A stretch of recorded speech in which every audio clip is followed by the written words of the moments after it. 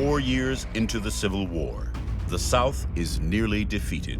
Confederate President Jefferson Davis is at church when he receives an urgent telegram sent by his top commander, General Robert E. Lee. The telegram says that it's not looking good. The Union Army is advancing toward Richmond, the capital, and Davis better get out of there if he wants to avoid being captured.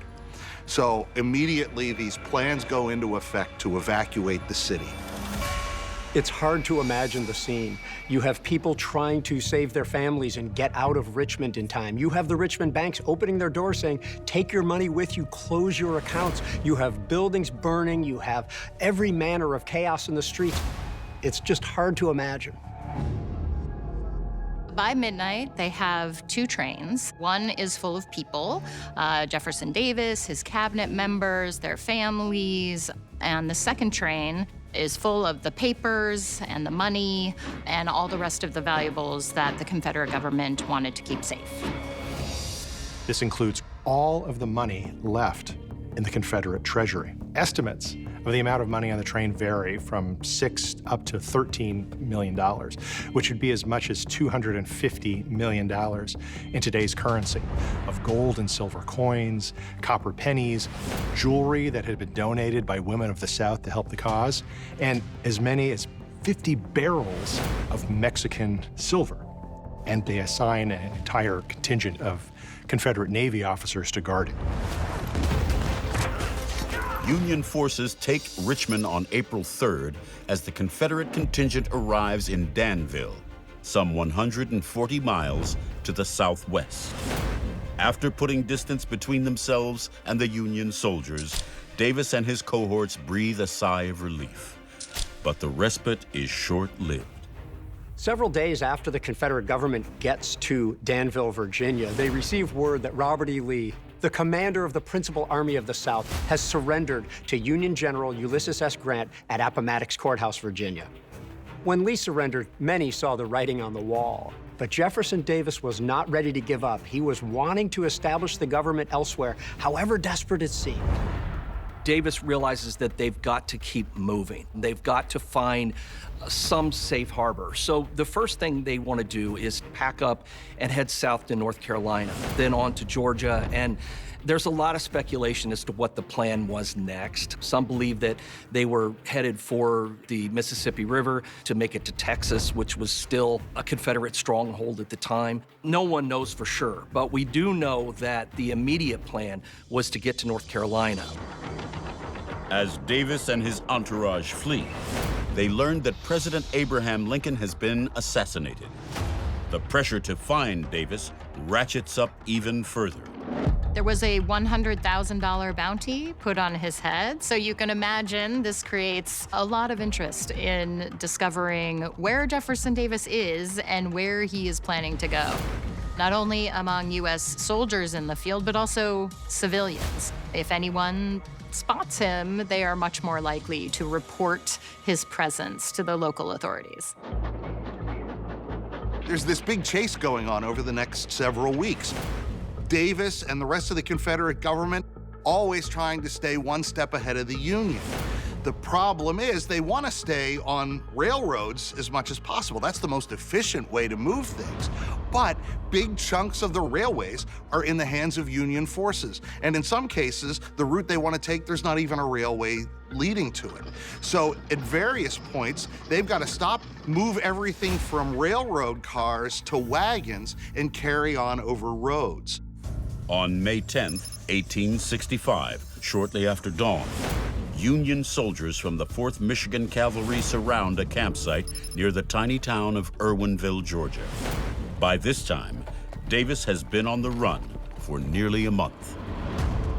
The soldiers receive some word from an enslaved man who actually says there's some people over there. So the cavalrymen surround the camp, everybody is detained, and they capture 3 people walking away. They think it's 3 women at first because they're sort of walking arm in arm and they seem to be wearing shawls, but they quickly realize when they take the shawl off of one of them that it's Jefferson Davis, the president of the Confederacy here. Now, he's captured. He's not happy to identify himself, but everybody knows what he looks like. Jefferson Davis, even up to the point of his capture, was just really confident that the war would continue and that the Confederacy would survive, even when one of his own officers was like, there is no war to continue. He still really believes. He refuses to give up, which is the reason why so many people think that there was a vast amount of money left. And you would need to have a very strong war chest to continue fighting back against the Union invasion. When Davis is captured, they search him, believing that there's some treasure that's being hidden, and they find some coins in his pocket, and that's about all. So the question then became, well, where is all this money that they're supposedly escaping with?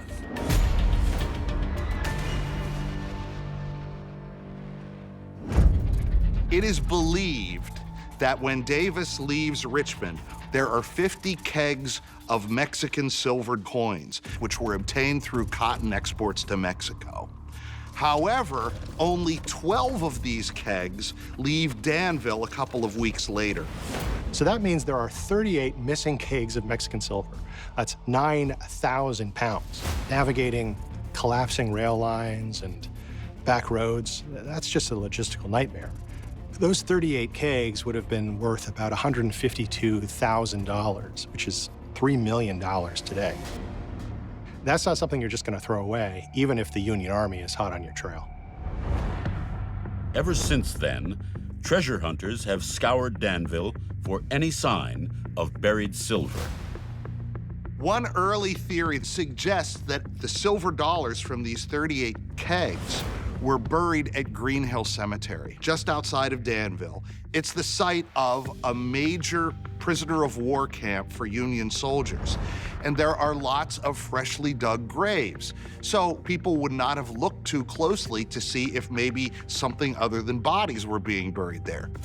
Although no silver has officially been found there, some treasure hunters insist the coins were buried here and that the Confederates left clues.